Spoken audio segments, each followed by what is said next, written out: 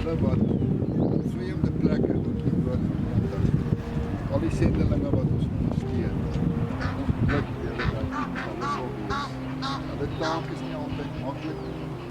En ons is eintlik ook maar verantwoordelik vir wat hulle doen. Ons moes eintlik daar gewees het, maar nou kan ons nie. Nou ondersteun ons hulle en ons bid Here dat U hulle sal seën met sukses op hulle werk. Dat U woord en die boodskap verder en verder verkondig sal word. En Here, terwyl ons stap, bid ons dat U Vader hand oor ons sal wees. Dat ons veilig sal stap. Dat U ongelukkige verseering sal ondergaan. Vir onsself en